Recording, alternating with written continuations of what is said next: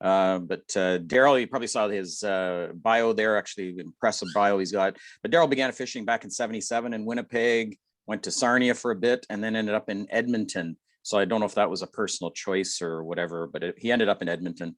But anyway, 20 seasons with the CFL, and then retired in 2013, I think it was, and then started helping out with the supervisor roles for junior and youth sport. And so I'll leave it to Darryl to take it away, and he's looking after our 6 and 7 mechanics manual for officials. And go ahead, Darryl. Okay, thanks very much, everybody, and hello. I guess as far as questions go, I would suggest popping things into the chat. I've got a couple of breaks built into the presentation where I can stop and kind of have a look through chat and see if there's anything that needs to be brought up. I think that's a little easier. We're running about 45 minutes and I've only got, I don't know, a couple hundred slides to go through, so we should be fine. Use the chat if you can, and let's see if we can make this work.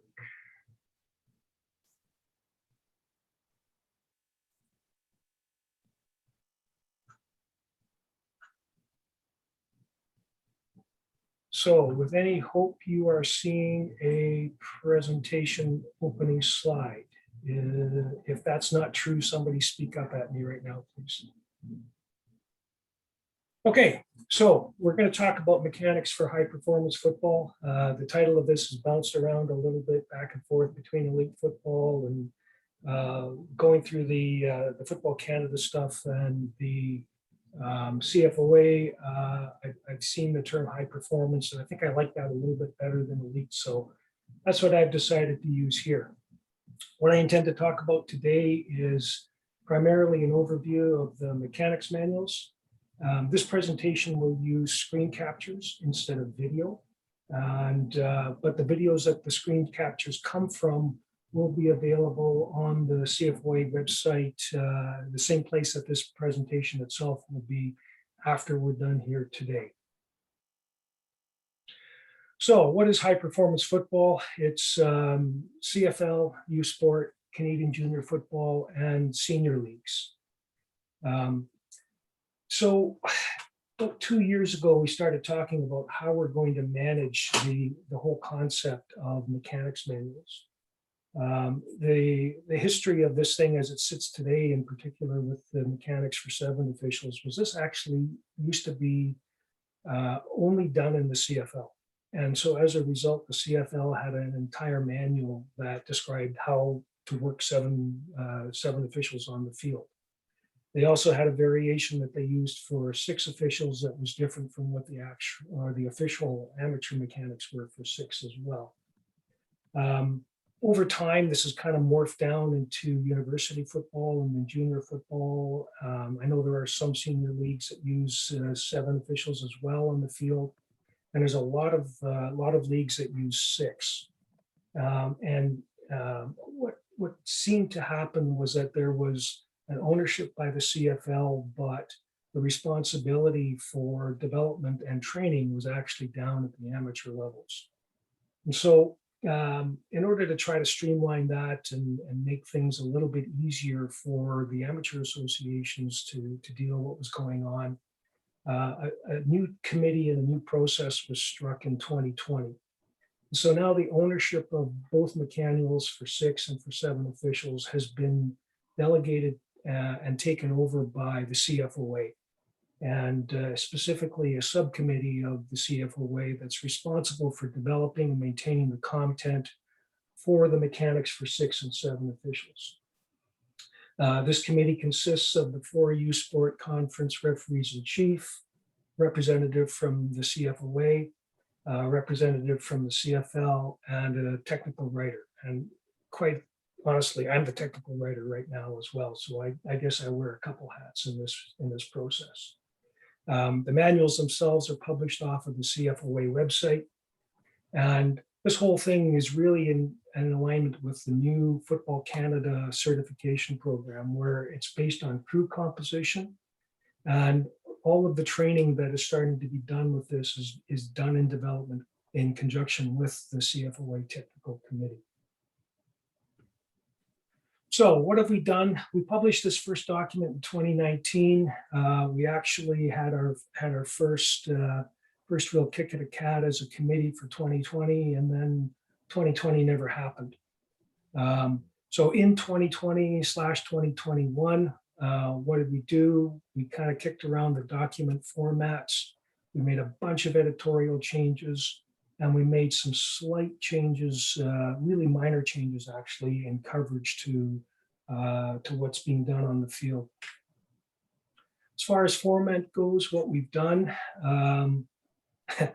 hopefully made this simpler, probably not, is that we've now got separate documents for general mechanics, 6 officials, and 7 officials. And part of the reason for this was to simplify the actual management of the documents.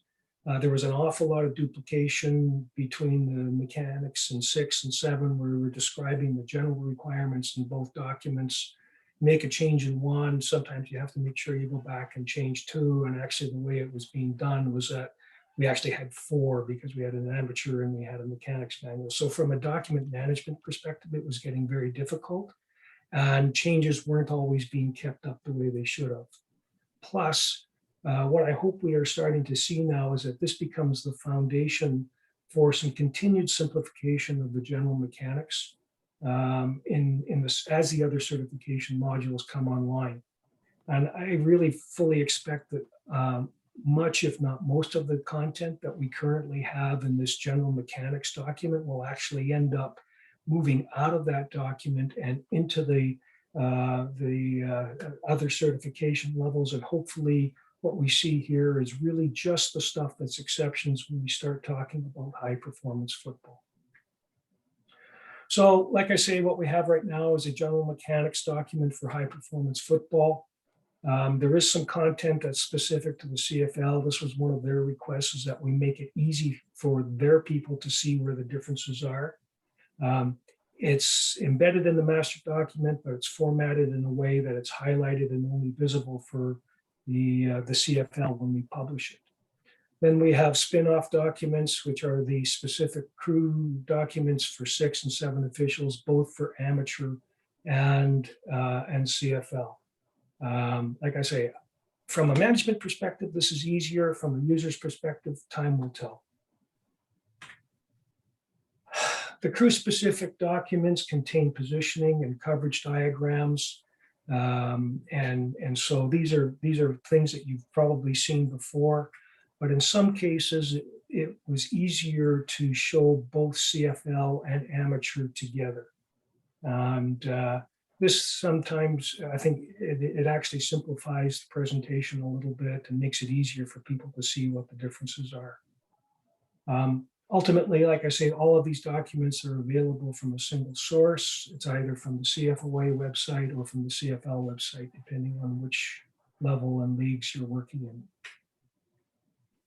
So since 2019, we've done a bunch of work on editorial, ton of work in making the document gender neutral. And this aligns with the changes that have been made to the rule book, and is a massive step forward. And for those of you who work in university and junior bowl, we've done the same thing this year with the standards documents. So all of the 3 major documents that support what we do on the field are now in gender neutral format. Hope I got it all. I never say never. There's always the possibility that something slipped through, but we'll make those changes as we go.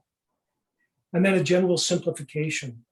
Again, the document that we started with was written probably in the early 70s. There was a lot of stuff that really just didn't apply to today's world. So we keep going through those kinds of things and make those changes as we find them. Anything of a general editorial nature isn't actually flagged as a change in the document, because if we did that, then you'd be totally overwhelmed with change bars. So when we publish changes to the content, then what we do is we flag that change, and we also try to list a summary of what those changes are at the very front, so that people are are aware of what's going on, and it's easy for you to see what we have. Of course, since we did the 2020 version, there were some editorial and formatting corrections that have been noted, and I thank the people that have sent that to me. I really do need that. I mean, we want to put out a document that's as correct as possible. And so you're not hurting my feelings. If you flag an error, just send me a note or send a note to Henry Chu at CFOA, and we'll get these things fixed. So there's about 4 or 5 things, and really it is all formatting. I expect that that we'll have that published and available on the website somewhere towards the end of May this year. So the meat of the whole thing is in coverage. What do we talk about a little bit on coverage? Made some very minor adjustments to the starting positions for deep side, for scrimmage, kickoffs, and punts, specifically for 7 officials. We really didn't touch anything on the 6 official side of things. We also added some content on guidance on optimal coverage positions for generally for passes, and most of it really relates to deep side, but it's good information that I think kind of helps anybody as you're trying to figure out where you should be on the field. Wedge block is a new rule that's come in since we last were on the field, and so we've put in some content to describe who's responsible for covering wedge blocks and a little bit of what that looks like. We've also expanded some of the content around blocking below the waist, and this is really to clarify hopefully how this should be covered and who's responsible for what when it comes to dealing with this situation on the field. We start talking about starting positions for deep side. We've moved it from a hard 15 yards off the line of scrimmage to a range of 18 to 23 yards off the line of scrimmage. Tons of flexibility. You can basically go where it feels good for you, depending on what the game conditions are, what the team capabilities are, what your own abilities are. And really, I would say that for certainly in Canada West, and this is where I have the data is for Canada West and for Prairie Junior. A deep side official starting at 23 yards is going to have 80% of the passes completed in front of them. Very rarely will you have to be moving to cover deep passes. At least in the game out west, we don't see the deep passes very, very often. So, again, you'll have to adjust your positioning, but we're kind of giving you the leeway to decide what works for you in any particular game. Coverage zones remain the same. Sideline officials up to the deep side partners down to the corners. Field judges, basically the center of the field. So none of that has really changed. Okay. What does that look like on the field? Well, we start talking about where's our initial positions. Now, I've taken this screen capture a couple seconds after the snap. The initial formation here was that we had 3 receivers to the top side, 1 receiver to the bottom, and a couple of backs in the backfield. Let me see if I can do something here. No, I can't. The deep side initially started at 15 yards off the line of scrimmage, and now we're kind of giving you that range of 18 to 23, whatever would make sense. Okay. So as this play unfolded, the outside receiver did an in route about 5 or 6 yards off the line of scrimmage. The deep side official started backing out immediately with the snap.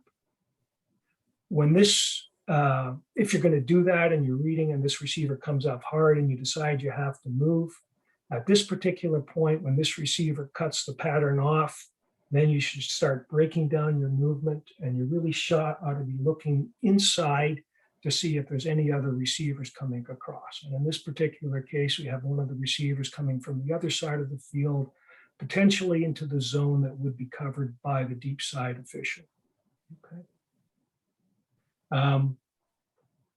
Unfortunately, as this play continued, this screen capture is from a couple of years ago. The deep side official on this play continued to back out. And the line of scrimmage official was kind of left on their own. The line of scrimmage official is picking up this receiver coming across the middle. The pass ends up being thrown right to the sideline. And when the pass is caught, the deep side official is about 35 yards downfield. So that's a massive gap between that official and the line of scrimmage official. Very difficult to provide support to that official when you're that far away. And so really the key that any of this, it doesn't matter what position you're working, it doesn't matter where your initial positions are, you really need to read the play and then react accordingly to that.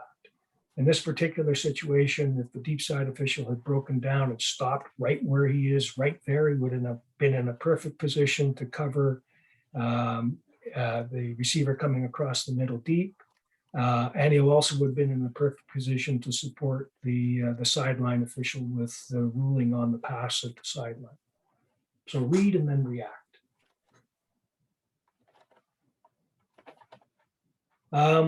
Just stop there. Just before I get into kickoffs, is there any questions on that side of things? Is there anything showing up in the chat screen?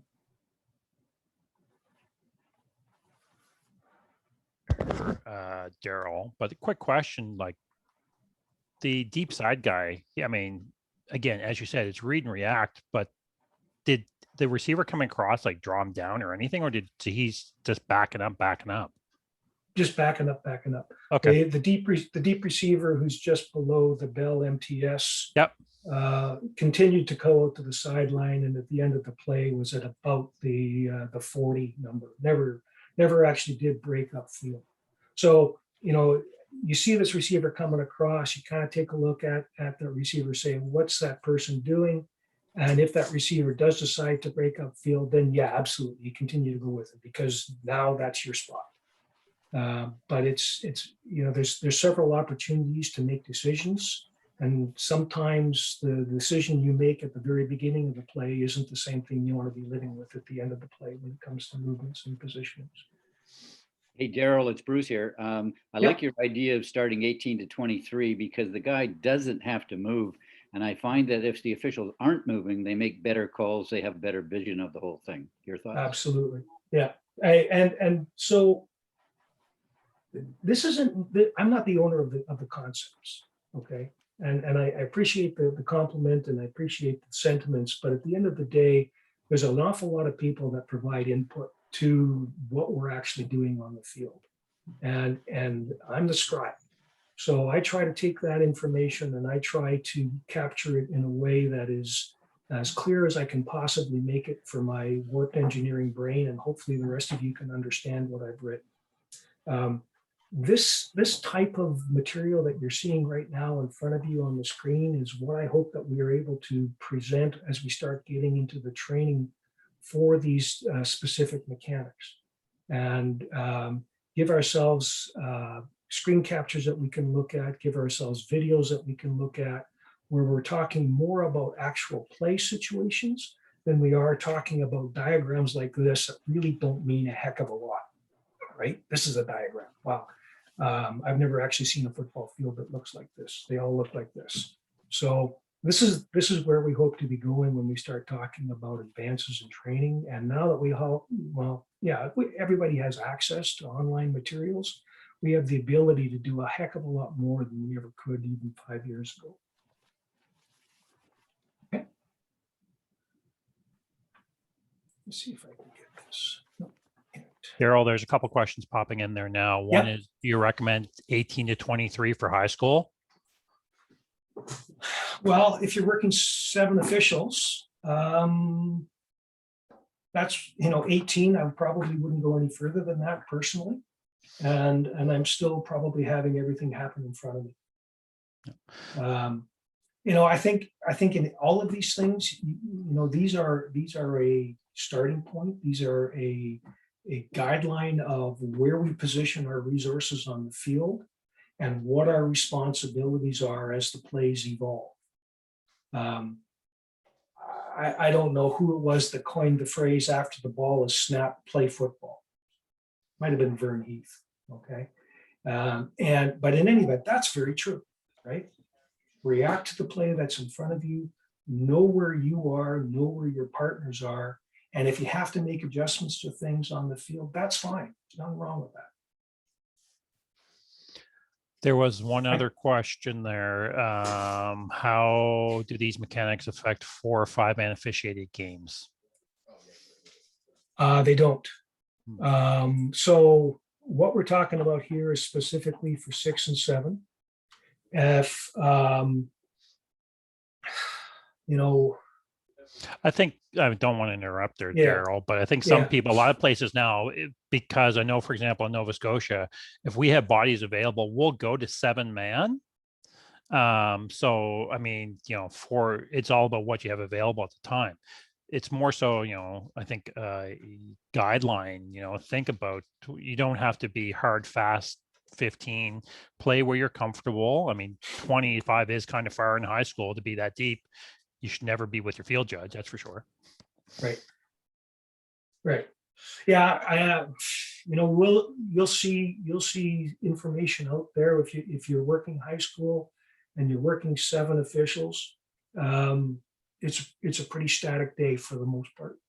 And your challenge is going to be to keep yourself engaged probably more than anything else. Okay, I'd like to move on and then we'll take another break in a couple slides and talk about some other things. So kickoff, this is a very minor adjustment. We said, I think it used to be 10 yards ahead of the deepest receiver. Now it's 10 to 15. None of the responsibilities change. None of the coverage zones change. Okay. What it actually looks like on the field.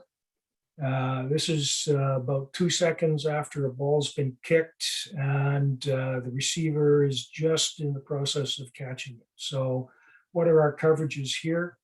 You have the umpire is moving in towards the hash marks, but is in actually very good position to be covering the area directly in front of the ball carrier and has a fantastic look at what's going on with this particular block. Sideline probably has the best look at this block on the outside, but this is also where the deep side starts to kind of move in, because what we're looking at here is first threat on the official to your side. So you could have 2 sets of eyes in this particular area.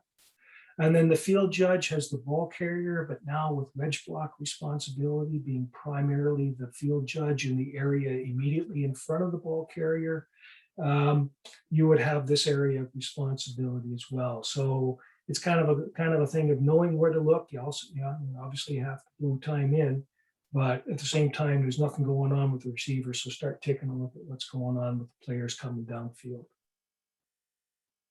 Another kickoff, same game to the other side of the field. Deep side has got the first threat of the ball carrier. This is getting really close to the receiver who's down at the 20-yard line. And at this point, I would say deep side should be honing in on this action. Field judge has blocking primarily immediately in front of the ball carrier. Sideline has the action immediately in front of the ball. There's a block here that turns actually quite nasty, and sideline should be covering this. Referee has the responsibility, referee and umpire a little bit further upfield, immediately in front of the ball carrier, kind of like the second wave. So this is the block. It's almost this identical situation to what we had in the previous slide, just happens a little bit further upfield and the play's a little bit further developed. Okay, so this is where the referee ought to be looking, but in this particular case, the referee has actually overrun the angle and has ended up being blocked out by another player, so is unable to decide what's happening with these 2 players. In this case, it would have been much better for the referee to actually break down just a couple steps earlier. As you see this block developing, get yourself into a position where you're not going to be blocked out, and put yourself in a position where you can read what's going on. If this ball carrier does break through, you still have all the time in the world to get a little bit further inside if you have to, so that you can block this play in from the inside out. Okay. So questions on kickoffs, right? Anything that we want to talk about there? I can see the chat window now, so figured out how to do that.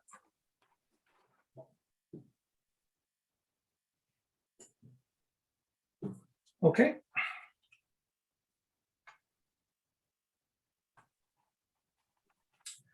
Punts, again, minor change there. I think we said 10 yards ahead of the deepest receiver on your side initially.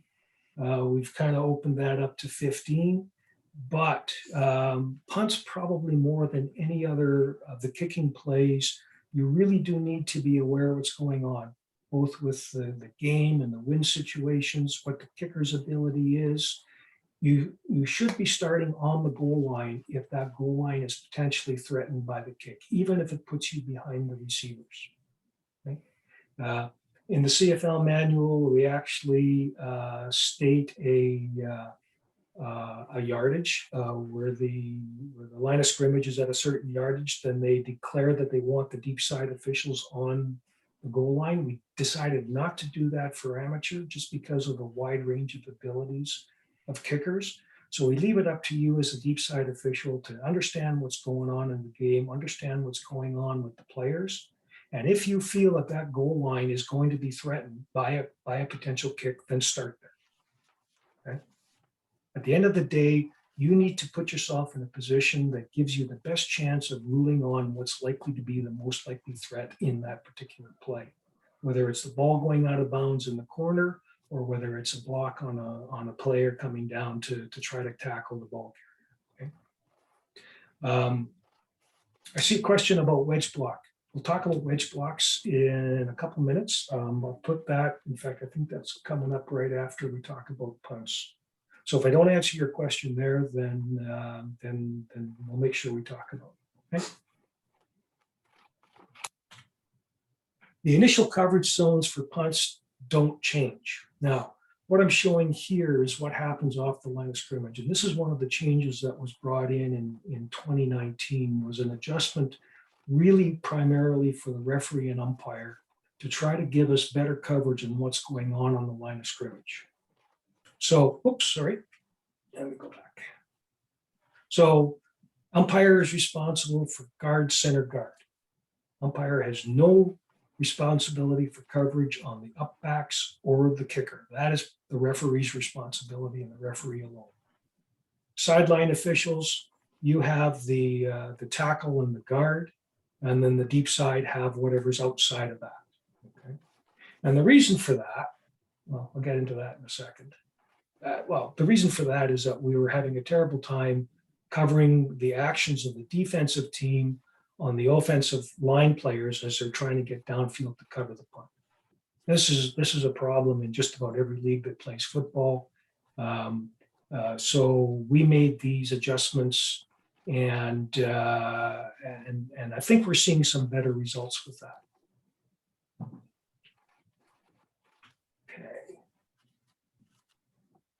Downfield responsibilities don't change, right? Referee and umpire have the area in front of the ball carrier, kind of second wave. Sideline officials have the immediate area right in front of the ball carrier. Deep side has first threat on the ball carrier to their side of the field. Okay, I have a question. Would it be safe to say that deep side shouldn't be lining up between the goal line and 10-yard line, either be at the 10 or the goal line, not between? That's a great comment, and I agree. Don't hang yourself out to dry. If you think you're close enough to the goal line that it's going to be an issue, get to the goal line. If you're 15 yards in front of the ball carrier, puts you at the 8-yard line, get to the goal line. Okay, that is the most important line on the field on that particular play. Make sure you're there. And the easiest way to cover something is to be there to start with. So yeah, great comment. Thank you very much. Okay, so punts, what does it look like? Typical punt formation. Referee is responsible for the blocking backs and the kicker. This is a very, very common formation in amateur football, 4 blocking backs. CFL, you'll see 3 typically. For the field judges, that was always a good clue as to which side the ball was going to be kicked to, because that's where the two blocking backs usually were. Umpire is responsible for center guard, center and the two guards, and is in good position in this particular play to be able to see what's going on. Okay.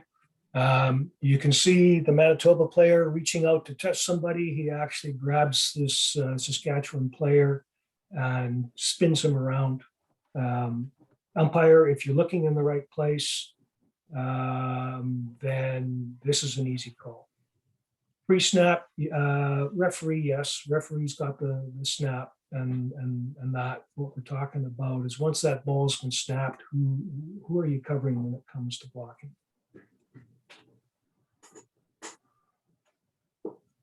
Okay, but once that ball's been snapped, then the referee's attention shifts off the line of scrimmage into that first line. Umpire's attention stays in that area, and hopefully we'll stop a little bit of this dancing that's going on in the middle of the field. Okay, optimum coverage position. Okay. Like I said, for the most part, this was really addressing the positioning of the deep side officials and the age-old question: should you be upfield of the receivers or should you be in trail position? And the answer is yes. It really depends on a lot of factors. What we do say is that, and in this case, we're going to focus on the field judge because this is a great example of coverage by a field judge, and I don't know who it is. In fact, I don't care. It doesn't matter. Field judge has positioned himself about 12 yards away from the receiver, and we're saying the optimum positioning is somewhere between 8 and 12. That gives you generally a good vision of what's going on in the field, and you're not too close. You're at a nice little distance. Things tend to slow down a little bit with distance, and you're not so far away that it doesn't look like you're engaged with the play. We want you to be stationary or breaking down if at all possible. Trying to rule on something at a full speed gallop is extremely difficult. So in this particular case, the starting position of the field judge was at about the 45-yard line. He reacted to the deep pattern, which came off of the near side of the field, turned, took 2 steps, and broke down. He's also in a great position to be able to see separation between the two players and to rule on the actions of both players as this ball is coming in. The ball hasn't yet got there. It's that kind of fuzzy little blurry dot just to the left and above the field judge. And then ultimately, like I say, he's got a great view of both players and what they're doing. This screen capture is also an example of what not to do. In this particular case, the deep side official got hung up on something, and I don't know what. This was the outside receiver. The deep side official actually didn't move until the ball was thrown, which tells me that the deep side official was probably looking at the quarterback and not at his receivers, because as soon as the ball was thrown, he turned and ran. So he's a long ways away from the play. He's got absolutely no angle on the actions of the players. The body of the defensive back is blocking out whatever's going on by either the defensive back or the receiver, and he's moving at full speed. So not exactly the optimal position to be covering this play.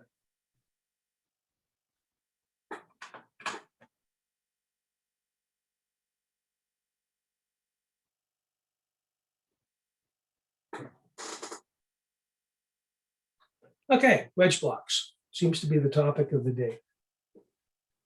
So what I know Kelsey's going to talk about wedge blocks in quite a bit of detail in the next section and the rule and the interpretation. I don't want to get into that in this particular thing. What I do want to talk about is how do we cover it. Okay, so primarily this is the field judge's responsibility when we have 7 officials on the field. If we are working with 6 officials or 5 officials where we have 2 deep officials covering punts, then it would be shared between the 2 deep officials. Okay. But other officials need to be aware because there is overlap, and sometimes things happen in places that we don't necessarily expect it to be happening. So what does it look like on the field? Back to this first screenshot. Okay. Field judge's primarily responsibility for determining whether or not we have a wedge block. And a wedge block is a formation. It doesn't necessarily have to be any contact. The foul occurs when the formation is set up and the players move upfield together. Okay. And so this is the field judge's responsibility right off the bat. So other than starting the clock, you really don't have any reason to be zeroing in on the ball carrier. Look through if you're in a position to, but recognize that this is your primary responsibility.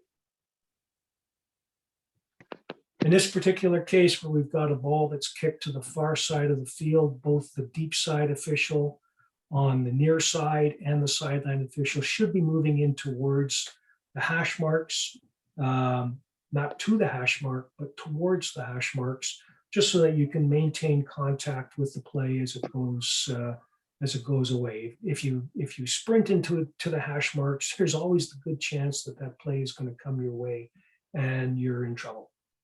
Okay. So it's under control. Really what we're trying to do is get you to set up your angles on the blocking and get you in a position that if you do have to throw a flag, you're not throwing it from 60 yards away.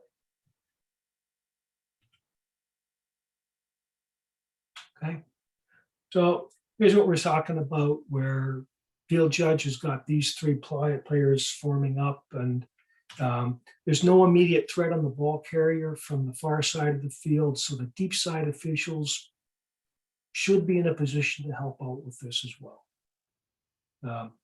This is an example of how it's really easy to see these things from up here, right? Whether we're looking at a video or anything else. It's going to take a little practice to see what it looks like on the field. Right. Another situation, it doesn't always happen with the 3 players or the blockers immediately in front of the ball carrier. In this particular play, we have 3 players that in the front wave actually form up and proceed upfield in a formation, and this is an illegal wedge block. Okay. But the field judge's primary responsibility for these players, so that means that this coverage has to come from the sideline officials. There is no contact between any of these players. And I know one of the things that I kind of personally struggled with as I was, and sometimes still do, is who do I look at? Do I look at team A or do I look at team B? Well, I think the answer is now you look at team B, the receiving team, until there's contact with team A, the kicking team.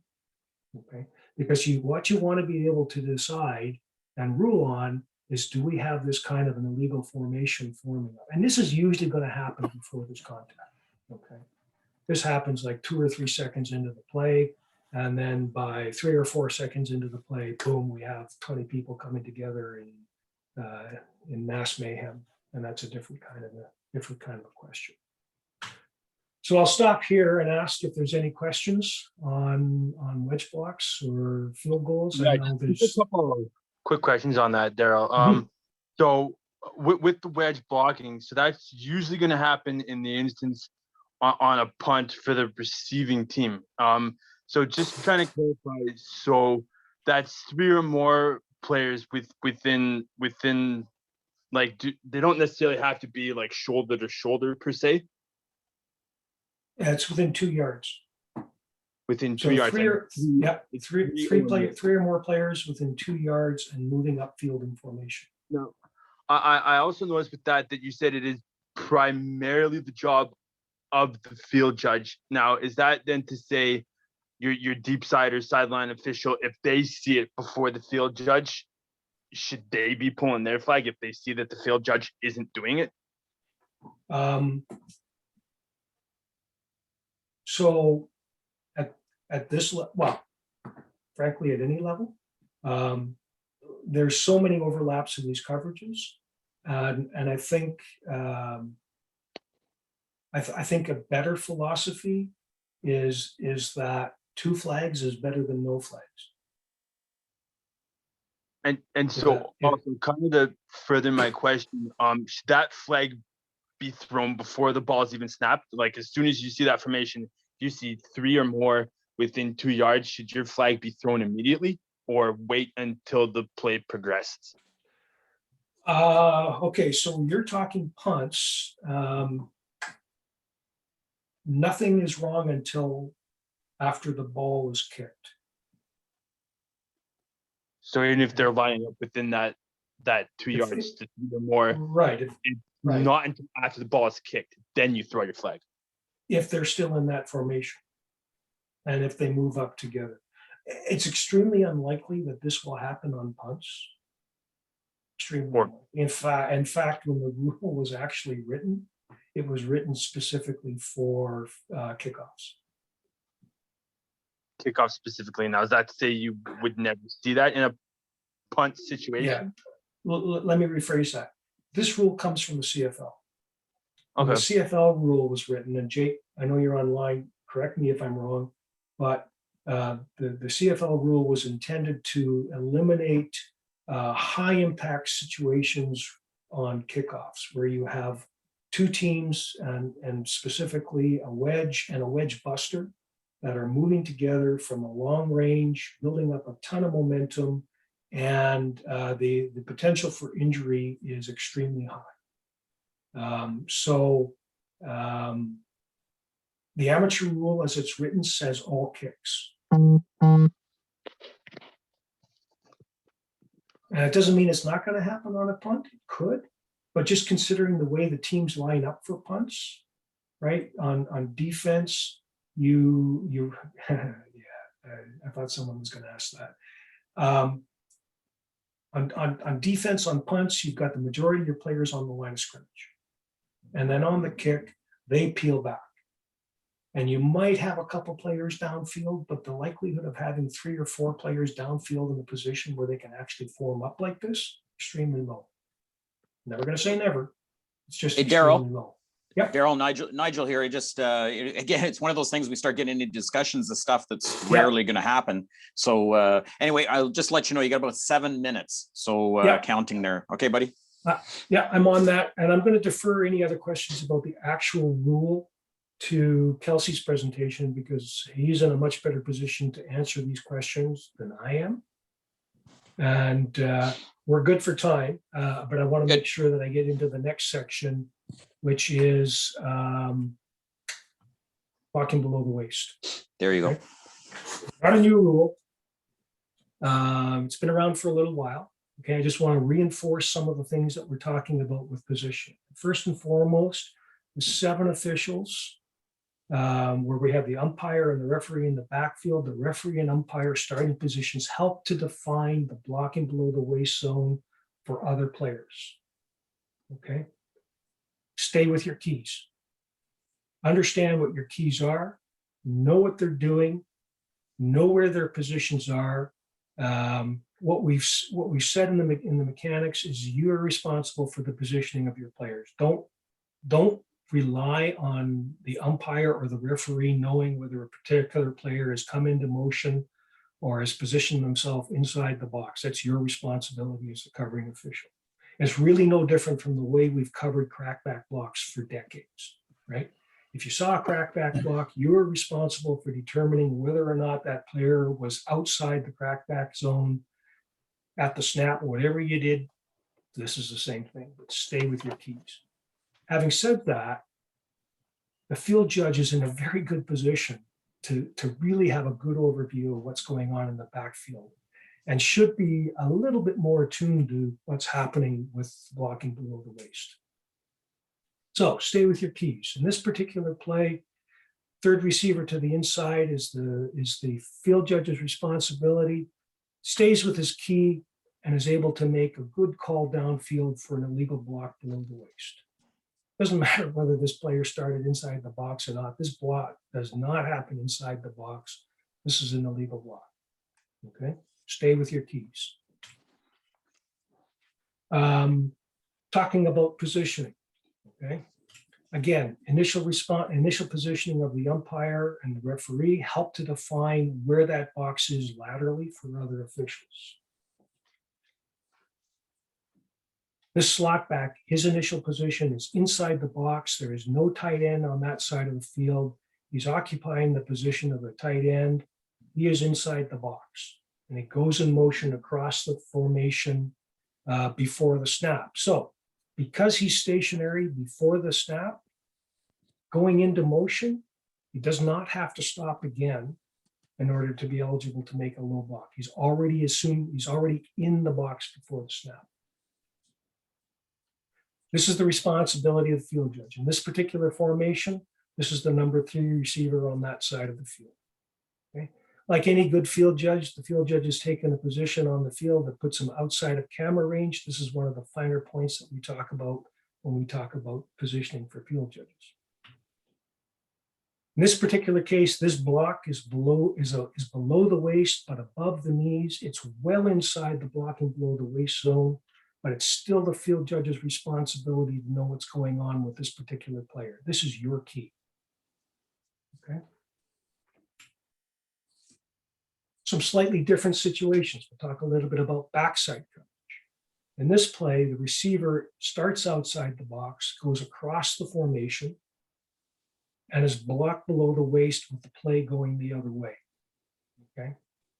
Arguably, everybody's attention is on what we see as the left side of the field, except the backside, sideline official, and deep side both have to be aware of and cover these kinds of actions behind the play. That's your primary responsibility on a play going the other way, is backside coverage. This is what that means. Okay, 2 more slides. Number 2 receiver is the responsibility of the sideline official and does a quick out pattern at the snap. Ball is in the air to the number 1 receiver when number 2 blocks the opponent below the waist. Whether or not this is a screen pass doesn't matter. It's an illegal block below the waist. Even though this is technically not the deep side's responsibility, the deep side official needs to be aware that the sideline official's attention is going to be going to the ball to rule on whether or not the ball is caught and whether or not it's a screen pass. Be prepared to switch your coverage. Okay. Both of you, this is in your line of vision. Okay, so either or both sideline officials should be able to see and rule on this action. 2 flags here would be perfectly fine. No flags is not acceptable. Okay, last scenario, know the situation, short yardage. So both the umpire and both sideline officials are going to be focusing on the ball in progress. That's where they're going to be looking. Okay. There's a tight end on this play. The tight end is reported, and so the slot back is now outside the blocking below the waist zone. It's also the number 3 receiver on that side. Number 2, because technically you've got a tight end. But the field judge needs to be aware that this player is outside the zone. And any kind of motion across the formation really ought to be catching your attention. Field judge on a play like this, you really only have one responsibility, and that's to help out. It's not to be looking at the ball. This ball carrier blocks at a receiver below the waist. There's absolutely nothing happening with the number 1 receiver on the backside of the field. So the backside, deep side actually has the best chance of picking this up. As I say, sideline official on this side, they're focusing on forward progress. Don't ball hawk, don't guard air. Identify and understand where the main threats are and provide backside coverage if it's needed.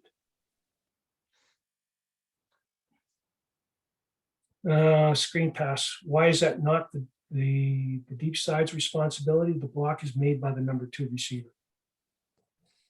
So technically that would be the sideline official's coverage. The number 1 receiver is the receiver who comes in and catches the ball. It all happens within 3 yards of each other. You ought to be able to see everything, right? So even though your key has gone inside, there's somebody else doing something right in front, and maybe even blocking your view. So be aware, switch coverages, soft eyes, and you should be good.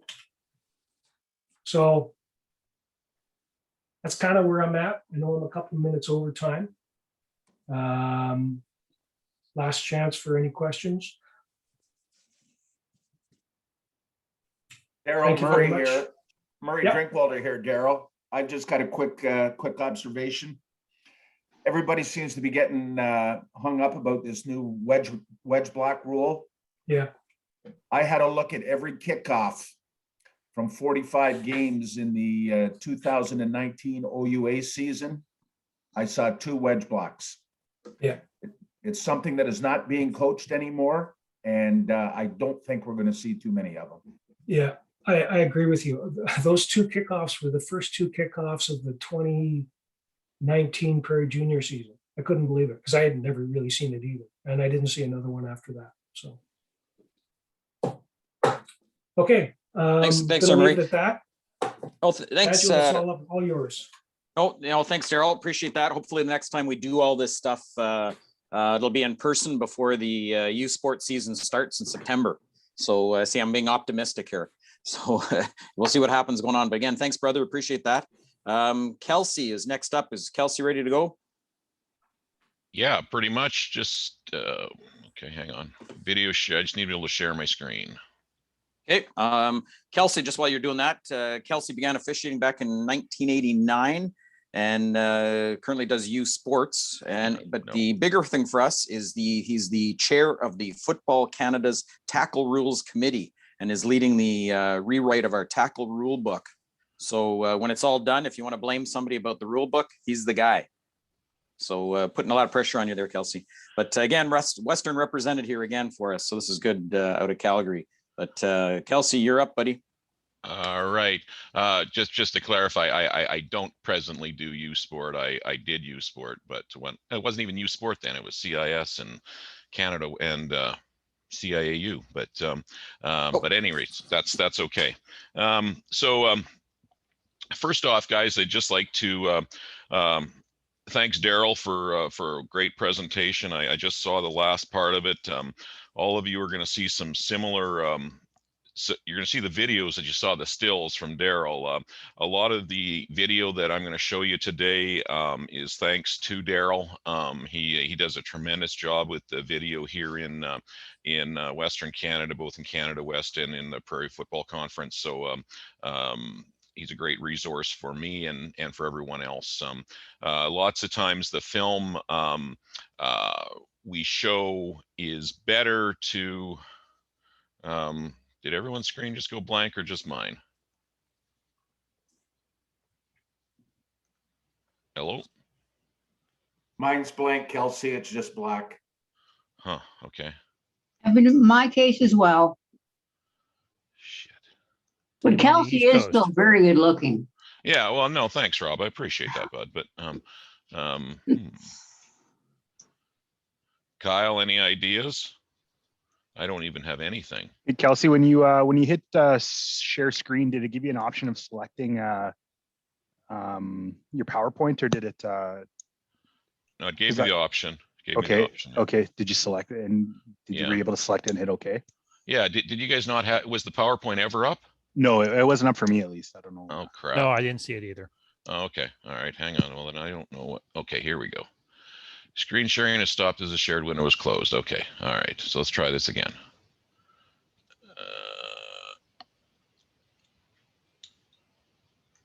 Share screen. Okay, here we go.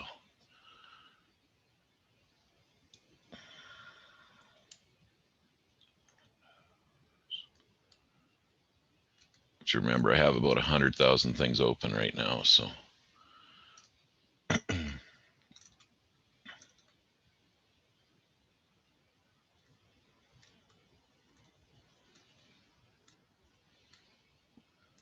shit, that's the problem. Hang on.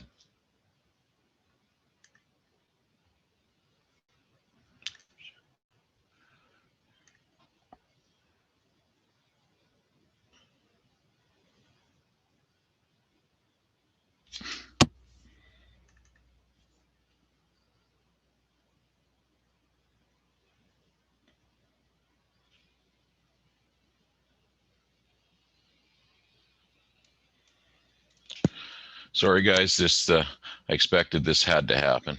Kelsey, do you want me to share it on my side? And Yeah, just go ahead. Yeah, yeah, if Okay, you can get it sounds up good. quickly there. Yep, Yeah. thanks. okay, let me just close it.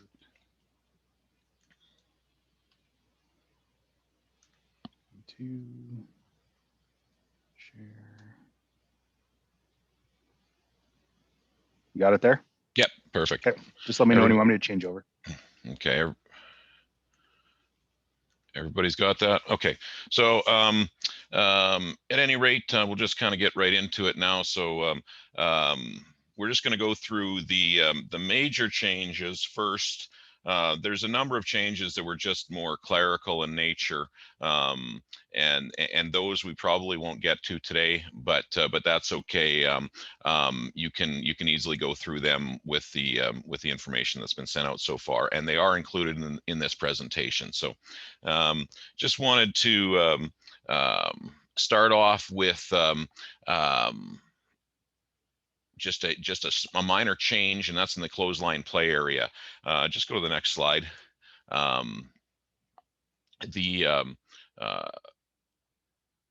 we go. So so the clothesline play area just became a little bit larger. We just included now the tight ends in the clothesline play area, so that that just brings to consistency when we talk about the blocking below the waist zone. So it just widened to the tight end. So when the tight end isn't there, it is essentially the split that is between the other lineman and another player. So it's widened on each side that much.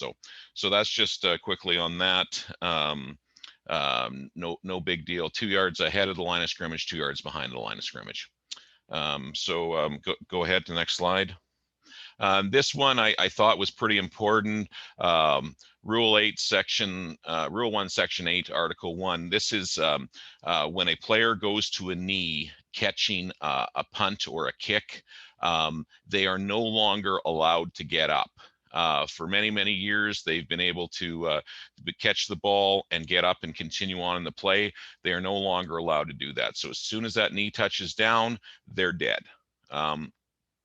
This is consistent with many other things in the book. If a player goes down running down the field and they touch a knee, they are down. So you see Ed asking about a punter catching a low snap. So same scenario as with the holder. If they have to go down to get it, with in the situation of a holder, if they have to go get the ball, and they can come back and put it down. If the punter goes down to get it, I can't see a whole bunch of situations they're going to put their knee down, but they can get it and then kick the ball. This is something, guys, I strongly encourage you to mention this in the pregame meetings with the coaches, because this is different and this is going to be a problem. It's just going to be some hollering from the field, so from the sideline. So let's just bring that up along the way. Next slide. Kelsey, sorry to interject, excuse me. So a snap from center. If a quarterback goes to one knee or both knees to field that snap, what are we doing? Well, you know what, you're going to have to, you're right. I hadn't even considered the punter before. I'd only considered the holder. But yeah, you're right. If a punter goes to a knee or a quarterback goes to a knee to field the ball, they are dead. They are down. Okay. Good. Thank you. Absolutely. Sorry. I'd never really considered past the holder. So you caught me off guard there. So yeah, absolutely. Okay. Thanks, Kelsey. You bet. Okay. So blocking below the waist. So a little change this year. Again, it's the all the blocks as Darryl mentioned before, block below the waist, above the knee, that occur inside the blocking below the waist area. So if we just go to the next slide, So again, we've got so now we've got the blocking below the waist area there. We've got the width outside the tight ends, and we've got behind the right behind the quarterbacks and running backs there. And so if you are in that area and you block below the waist above the knee, and you were in that area to start at the snap, and if you came from outside, you'd come in and had come to a full stop prior to the snap, you are then allowed to block below the waist above the knee. So let's just watch a couple of plays here. Just have to hit click there, I think. Okay. So just watch our friend right there. You see, he cuts very well, nice and low, and that is definitely below the waist, below the knees. And so that is without question a block below the waist. This play, got your wide out coming across. He turns up under, and you can see there he attempts to block him below the waist, but he doesn't. And the next film, this shows it a whole bunch better here. See him come into the play, number 12, 21, down blocks him, jumps out of the way. So there's no blocking below the waist there. All right, and on this play, we're going to have the tight end essentially come across, and he's going to, this is the same picture Darryl showed earlier. Again, you watch it much better here. You can see contact is made below the waist but above the knee, so that's a really good block.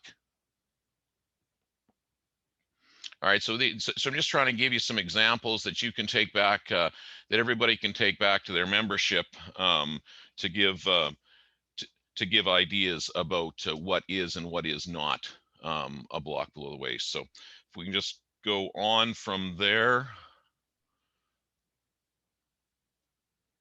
Okay, Kyle, I'm going to need the screen.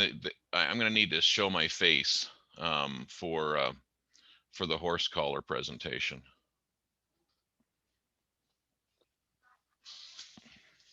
Kelsey, just a quick question on that. Yep. Below the waist. So yes. As long as if it's below the waist but in between the knees, that style of block is fine. It's if it's below the waist and the knees, that's an immediate flag. If it is below the waist and above the knee, it's a legal block. So that illegal. So basically where you're hitting him at the thigh level. So again, above the knee and below the waist, that is a legal block. Anything from the knee and below is not legal. Now, what if you're in that BBW zone? Is below the knee fine as well? No. In the blocking below the waist zone, the only block below the waist that is legal is one that is above the knee. So anything below the knee anywhere on the field is illegal, cannot be done. So then I guess my real question is why is it that we've now set up this BBW zone if an illegal block can happen, if it's below the knee, then it's illegal no matter where you're on the field. So I guess I'm trying to figure out why that BBW zone was then set up. So that no matter where you were. Well, so that you can block below the waist but above the knee. So you can make that contact in the thigh area. So anywhere else on the field, if it's below the waist, then it's illegal. Correct. Okay. The only place you can block below the waist is in the blocking below the waist area. And that's it. At any point in time after the snap, like no, as long as you're within the zone. That's any time.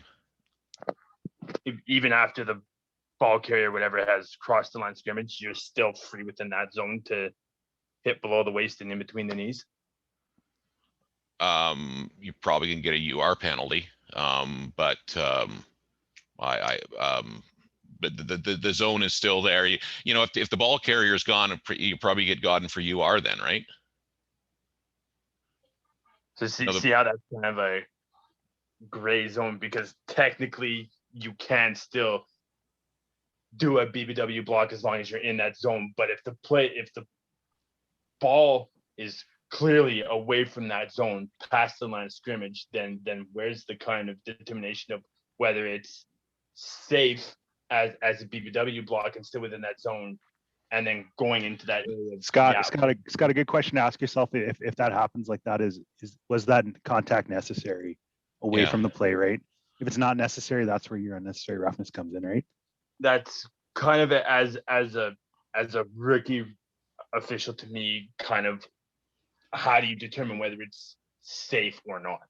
Well, the thing is, if the ball's if the ball's 10 yards down the field, and somebody goes after somebody's knee, that's UR at a minimum. So can they technically legally block below the waist there? Yes, yes they can, but a whole bunch of other things are going to come into play at that point. Okay. Thanks, Kelsey. It's Nigel here. Just some of the stuff, Scott. You'll just have to wait until you get on the field and get some experience, because some of the stuff, it's not black and white. Just comes with experience. You'll see what's going on. But we need to keep the conversation moving for Kelsey here. Can everybody see my screen now? Yeah. Yeah. So horse collars. We made some changes with the horse collars, and basically the way it works now is if you get your hand into the collar of the jersey or the collar of the shoulder pad, that is a horse collar. All right. So if you're running down the field and you get your hand in here, the flag's coming out. If you get your hand in here, the flag's coming out. Okay, so no longer do you have to change their direction when you're getting the hand inside the collar of the jersey or the shoulder pad. As soon as you see the hand go in there, the hand's in there. Remember, they're being taught to tackle lower than the shoulders. So when you get a hand in there, that's automatically a foul. Now, the thing that goes back to what we've been doing prior to now is if the block is above the numbers in the back, between the shoulders in the back, and that is where you still have to have a change in direction. But remember, changing direction, stopping is a change in direction. So if you bring a guy down by like this, that's going to be a foul as well, because you've stopped him from going forward. So again, just keep that in mind, that from behind, it is still in the nameplate area between the shoulders, but everywhere else it is the collar of the jersey or the collar of the shoulder pad. Does that make good sense? We just got one quick film on this too. If you can roll that, Kyle.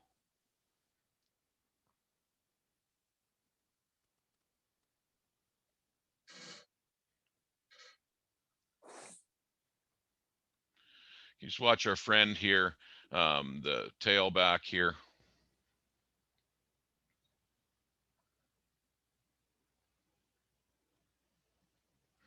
It's going to come outside here and catch a screen.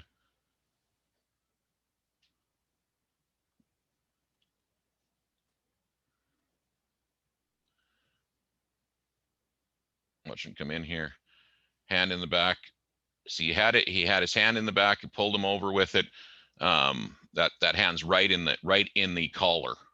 You see the jersey pull away. That's right in the collar. That is a horse collar tackle. Okay, so now if I can just get the video, get my face back, I'm going to talk a little bit about hands to the face. This is the last kind of demo. We've got a good looking Football Canada helmet here. So basically on hands to the face, the key here is that it's a forceful and prolonged pressure on the head. So if you bounce your hand down low and then up and off, that's not hands to the face. Okay, so if he punches and hits your player in the chest and that bounces up into the face mask and he takes his hand away, that's not hands to the face. Okay, it's if he makes contact and then prolonged forceful contact with the face. So for prolonged is absolutely key, and obviously there's got to be some force to it, but just that prolonged nature of it. Just a quick glances are going to happen. Okay, so that is okay, but we have to make sure when they're taking a player's head and moving it like this or like that, any direction, we can't have that. So if we can just go on to the next slide there, Kyle.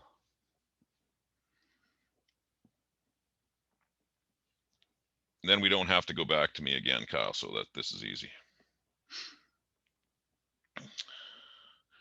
Okay, so this is the hands to the face area. So you cannot hit a player within the box there. So no player of either team can forcibly thrust their hand above the frame to contact the neck, face, head, or face mask. Okay, so just like it says here, initial contact to the chest, but the hands right up. That is okay, provided the contact is not prolonged and is a glancing blow. It's not a forcible drive your head back kind of blow. Go ahead. Okay, so just watch these clips here. This one here, this is not a hands to the face. You can see there, there's a hand there. There is no force to it. The player's head never moves. This scenario, this is hands to the face. You can see he drives up and forcibly moves the player's head. So that is a hands to the face. And this one here, you watch over on the left-hand side there. 56's head is pushed back and held there for a considerable time. That is hands to the face. I just want to go through can we just go through these again, Kyle, and just stop after the first one? Okay, if you can just stop it right there. Okay, so he's got his hand is in the face area. Okay, he does make it directly, but it is not forcible. So that is not a hands to the face penalty. All right, he makes contact, but it's not forcible. Go to the next one. And this next one I screwed up in the last time I talked to you guys just a second ago. So just stop it. Just keep going. Okay, so he does make that is the perfect stop there. So that's actually the perfect example of that. Also is not a hands to the face, because he does make a quick glancing blow. He hits him. He realizes it. He pulls his hand back. Whether he realized it or not doesn't matter, but it was just a quick touch up to the face mask and back. So that is not hands to the face. And go on to the next one.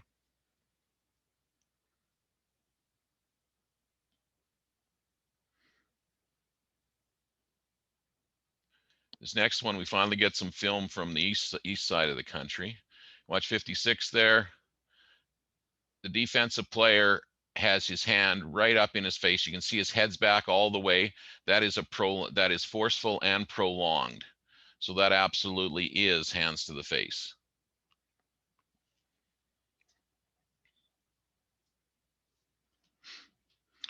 All right. Okay. Should I be checking the chat here, or is that what we want to do? Okay, hang on. This is a good one. you can check the chat, Kelsey, or we Yeah, can read them off to you yeah, there. Yeah. I'm checking them. Yeah, right. That's right. So if and this is from Matt Spetter in Edmonton. If you've got a ball carrier coming down the field and he uses his hand to forcibly hit a straight arm a player in the face mask, you're going to that is absolutely a foul. Forcible. Trying to ward off attack, make contact with face mask. It doesn't automate. Just touching their face mask or the helmet does not constitute a foul. It needs to be forcible and it needs to be prolonged. So if it's either one of those, so you can have your hand and push the guy away and have your hand on the face mask the whole time and be pushing him back. That can be prolonged. Or you can punch him once and knock him on his butt. That is absolutely a hands to the face as well. I would, this from Rob Riley, if one official calls hands to the face and two others see it as not, should the flag be enforced or picked up? That is a play-by-play situation. There's no black and white there. Unless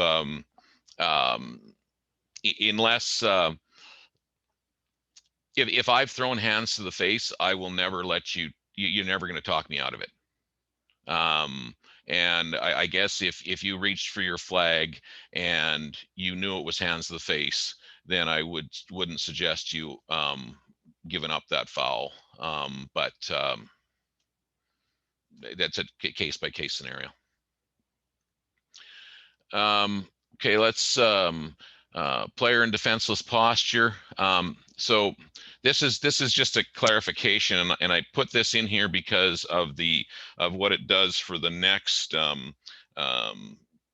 blindside rule. So this is just in section 7, rule 7, section 3, article 16, with player in defenseless posture, and we all know there's a number of places there. So if a player who receives a block when the blocker is moving toward or parallel to their own end line and approaches the opponent from behind or from the side.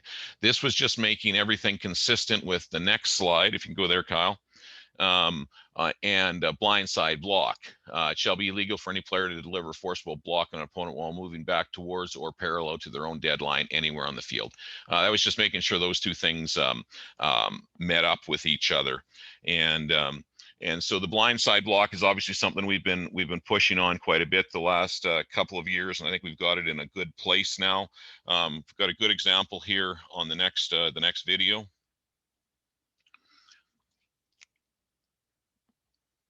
Okay, and okay, you can watch the.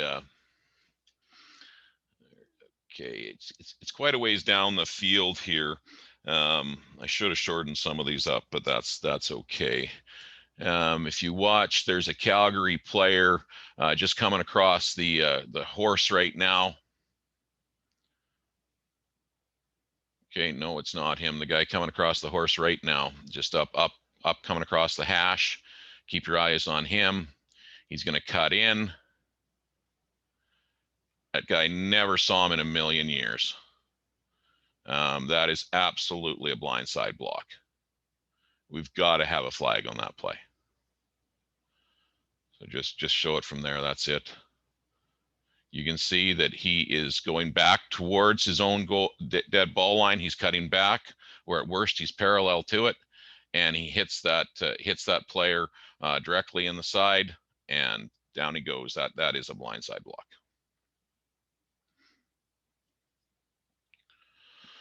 Okay, we can just go on to the next slide. Crackback block. So this is more of just a discussion about where you are positioned, 3 or more yards outside of the blocking below the waist area at the snap. Or if the player is stationed initially 3 or more yards outside the blocking below the waist area and moves towards the ball so that the A player is less than 3 yards from the blocking below the waist area at the snap of the ball. these are all what is illegal, or the A player is stationed initially 3 yards below from the blocking below the waist area, and either before or after the snap of the ball moves more than 3 yards from the blocking below the waist area and then returns to less than, the back and forth, or moves in the direction of the ball to make the block. Note, if a team A player moves into the blocking below the waist area prior to the snap and comes to a complete stop prior to the snap, the player shall not be penalized for a crackback. So again, if you come into that blocking below the waist area and come to a complete stop prior to the snap, you are then considered in the area, and you can block a crackback or below the waist, etc. Murray. Kelsey, can you give me clarification on this, please? Or maybe even Walter can help out. You have a wide receiver or a slot back who is stationed on the right side of the line of scrimmage. He starts and goes in motion, goes across the formation, past the center, and then blocks the defensive end on the backside below the waist. Is that a crackback? He never stopped within the zone. Never stopped within the zone. He's gone but he's crossed past the ball. He's gone past the ball. They've done a chip block on the defensive end on the backside. They've allowed him to go through, and that receiver takes him out low. Is that a crackback or not? Want me to answer there, Kelsey? Yeah, I'm thinking about it. So you sure? Yeah, go ahead. As per rules, that is not a crackback. But if he was outside and did not come in before the snap and stop, that's a block below the waist. Perfect, Walter. That's exactly what I was thinking. Okay. We'll have this discussion in another venue when it gets closer to the fall. Okay. Well, I think the fact that he doesn't have position inside the blocking below the waist area, regardless of where his position is in regards to the ball, it doesn't matter anymore. If he doesn't have that position inside the blocking below the waist area, he can't block him below the waist except above the knees. I realized that after I started asking my question that it's a U Sport question, not an amateur question. Don't worry, U Sport doesn't apply. My apologies. Perfect. If you just go to the next clip, please. Next slide. So just want to give you kind of an overlay here. Here's the clothesline play area. We looked at it before. So again, just outside the tight end. So go to the next slide. This is just kind of showing you. So now we've got an illegal crackback zone, which is the width of the field from 5 yards ahead of the ball all the way back to the dead ball line. And now go to the next slide. So now we're showing everything we have in here. And so we also have the blocking below the waist zone here. So if we're coming from outside, outside of the blocking below the waist zone, we have to come to a position, a stationary position within the zone in order to be able to block below the waist. Same for a crackback, but then so actually this is actually a good time for actually we can go to that video now. That's just as well, because what I tried to do here, and it's not quite straight. You just have to imagine that it's we're right behind the film. Darryl had a much better picture of a blocking below the waist area. So so again, we've got the tight end looked after. We've got behind the running back. So this is the area we're looking for. So if a block occurs below the waist here, it can be above the knee. So just quick. So every scenario of a block below the waist has to be above the knees. So there is no situation that you can block below the knees, period. So whenever I say block below the waist, it is a block below the waist above the knees. So just let the film roll. Yeah. Okay, go ahead. Kelsey, you're down to about 4 minutes there, buddy. Oh, crap.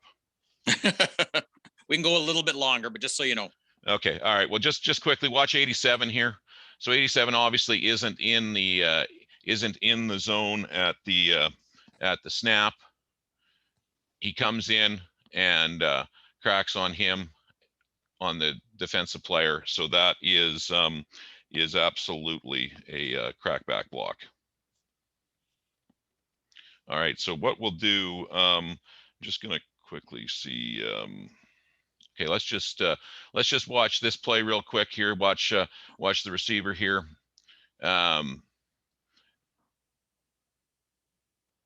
Okay, so he starts from outside the zone, and actually he runs into him right square in the back. So that is that can obviously be a crackback, but it can also be it is also a block from the rear. So that's a 15-yard block from the rear. Let me just see here. That's 21 and 22. Okay, blocking from the rear. Again, okay, this is important. Blocking from the rear, this when it occurs in the clothesline play area. So a player who's positioned in the area when the ball is snapped can block a player from the rear above the waist. So what happens is when the defensive lineman's coming through, very often the offensive and defensive linemen come together, and as the defensive lineman goes by, the offensive lineman pushes him in the back as he's going by, is typically how this happens. So that is now legal to do within the clothesline play area. So it's a really messy block that's going to be hard to disseminate anyways. So that is now legal. Go to the next slide. Just skip past this one. We know what this is. Okay, this is also important, guys. Player out of bounds.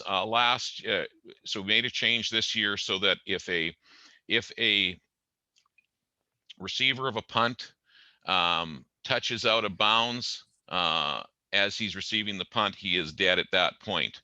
For the 2020 season, it was allowable that he could, if he caught the ball in its original trajectory and he'd stepped on the out of bounds, we let him continue on in the play.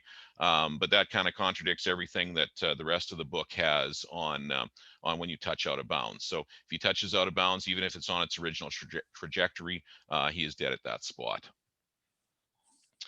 Next slide.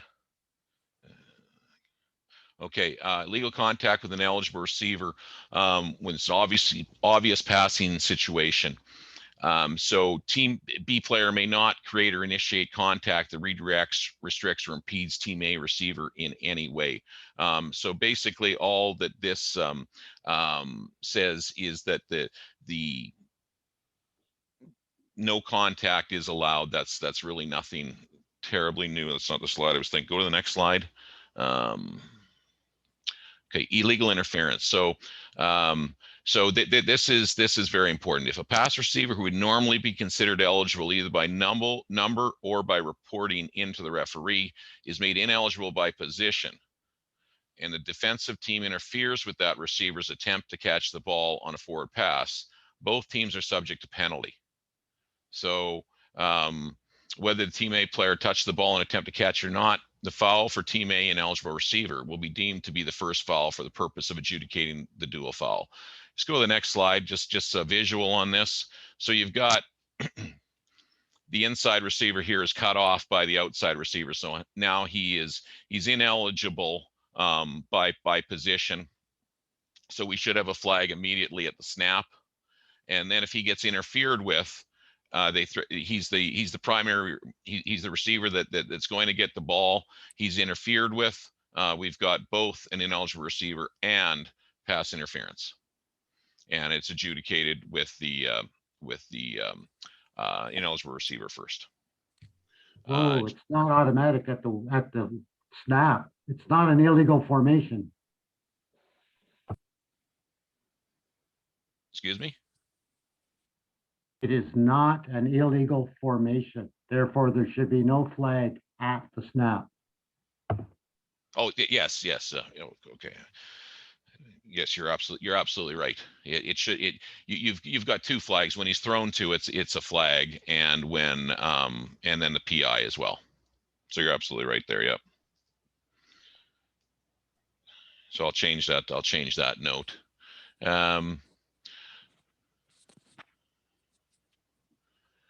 Okay, so this we'll just call it good at after this one here.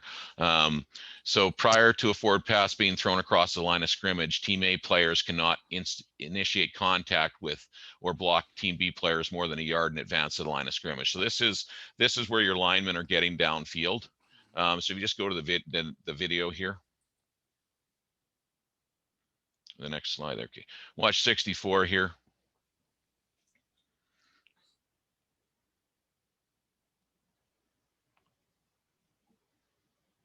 So he just chips off that man, starts to head up field. So he's got, when he gets the linebacker there, the ball's still in the quarterback's hands. He's obviously well engaged with the linebacker. So this is all the offensive linemen are taught to get to the second level as quickly as they can in passing situations.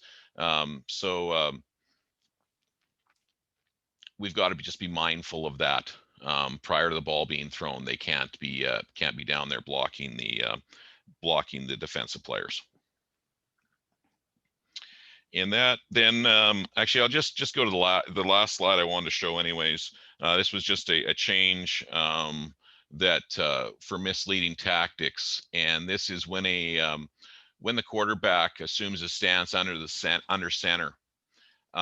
If he comes out, if he needs to bring his hands out to call a play, call timeout, or go back in shotgun, if he just withdraws his hands slowly, doesn't make a big jerking motion to pull himself out of there trying to draw and this is going to be your judgment whether he's trying to draw the defense offside or not. If he just draws his hands out nice and easy, calls timeout or calls his cadence or backs up into a shotgun, you will not be penalized for misleading tactics there. And we'll just, as Nigel said, we're running out of time. So the rest of the presentation is just on some of the clarifications that have been made in the rule book. So we won't worry about those right now. You can find those on any of your on the information that was sent out to the associations when the changes were made. One thing I'll ask you all to, if you saw, certainly during Darryl's presentation, Luke Garon from the APFQ was putting some notes up about there are some rules presentations on the CFOA-ref.com site that that go over different rules. These were put up last year, so we'll be changing some of them as needed, but they're a good resource to have a look at if you're looking to improve your rules knowledge for sure. So yeah, Kelsey, yep. Are you good with me sharing this presentation out via our website? Yeah, let me just I've just got a couple of changes to make to it, and then I will get it to you to you for sure. Sounds good. Okay, thanks, Sir Kelsey. Really appreciate this. Again, it's one of those things, just trying to get everybody with this whole conference series starting to think football, being positive that hopefully we'll have football by the summer. And then I'm sure everybody will be reaching out to you again as we get closer to the season. And if there's any questions or challenges that we may have that come up with these new rules, I'm sure they'll be reaching out to you. Barry, if you want to jump in here now. And again, thanks there, Kelsey. Kelsey, I threw you a message there in chat there if you would like to comment on that. It's a question about this year's exam. This year's exam is basically, there's a question about the 2021 CFOA exam. If there's anything you want to comment on really quickly, and if you have any other announcements to make. Yes. Okay. So the 2021 CFOA exam is just getting it finished up right now. We hope to have it out by June 1st. And again, it will be will go out through class marker like it did last year. And so I'll be reaching out to each of the associations and asking for I'll go to the contacts I had last year. Provided they're still in play, I'll just go to them and we'll set up a link for your association. Again, we can put some, we can customize it a little bit as far as when you want the exam to be returned, and also who sees the marks. If they just go to your referee in chief or your president or whoever, or exactly how that's done, but I can lay that all out at that time. So look for early June. We'll be sending out the exam. There will be video questions. There will be multiple choice questions, and then the traditional true and false questions. Also, one other thing I need to bring up is that there was an opening on the rules committee for a member of the CFOA, Ron Paluzzi. His term had expired from the APFQ, and so we thank Ron for all his service for many years. Ron's been a stalwart within the CFOA for many years, and we thank him for that and wish him well on his retirement from his real job. So, and getting the cottage ready to go. So, but his replacement on the rules committee representing the CFOA will be Al Gates out of New Brunswick. And Al, I've had the opportunity to work with Al the last couple of years on the with the exam committee and with rewriting the rule book, and just a fantastic gentleman, somebody that we can will be a huge asset to the rules committee. So welcome aboard, Al. Okay. I just want to clarify something here, Carrie. It's yeah, the flag at the snap was my mistake, and I'll be fixing that on the presentation. It's not a flag until the ball's thrown to him, and if it's a running play, it's a running play. So that's my mistake. I'll get that fixed. Okay, just a comment about the appointment of Al Gates. We had a lot of people, I'm told. I wasn't part of the selection committee on this, and it was a really tough decision. Thanks to all those who have had applied for the position. You know, at the end of the day, sometimes it's a really hard decision to make. So congrats to all who, and don't, continue to volunteer for this stuff when it comes up, or put your name forward. I want to, as we wrap this up here really quickly, I want to thank all our presenters over the last 4 weeks. Without them, we couldn't have made this a success as it is. I want to thank the CFOA, the CFL, everyone for their input. I want to thank you guys especially, and gals, for giving up your last 4 weekends to spend an hour and a half looking at Nigel pick his nose. No, just kidding. Thanks to everyone. I have nothing else. Nigel, if you want to wrap it up, or Henry or anyone else wants to chime in for the next minute or so before we... No, I'm good here. I'm good. Let Henry have the last word. No, I just want to once again thank everybody, especially our executive who worked very hard with our 2 co-chairs. Let's give a round of applause to Barry and Nigel for their hard work of putting this together. And of course, Kyle, our technical person, and put everything online. And don't forget too, we've been holding a 4-week level 1 virtual clinic as well. Hopefully some of those new recruits, once they completed their clinic today, Frank White will be getting in touch with you and letting you know that these people have passed their level 1. More news to come, more work to be done behind the scenes. So stay with it, and thank you, and stay safe. Hey, Henry, this is Sandy Baines. I want to thank you, Barry, and Munchkin Nigel and Kyle for all the good work you guys done. Hey, thank you so much. Really appreciate it. Thank you, thank Mr. you, Sandy. Baines.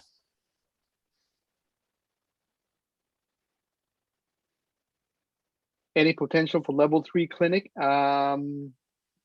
Potential, yeah. One thing at a time. But we're working with Football Canada in terms of updating some of the material, and that's to come, potentially.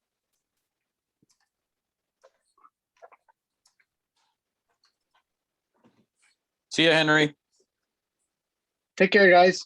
Salut, everyone. Yeah. Cheers, guys. Thanks for doing this. It's cocktail time. Thanks very much, It's guys. cocktail time. It's been Adios. cocktail time for many hours now, Murray.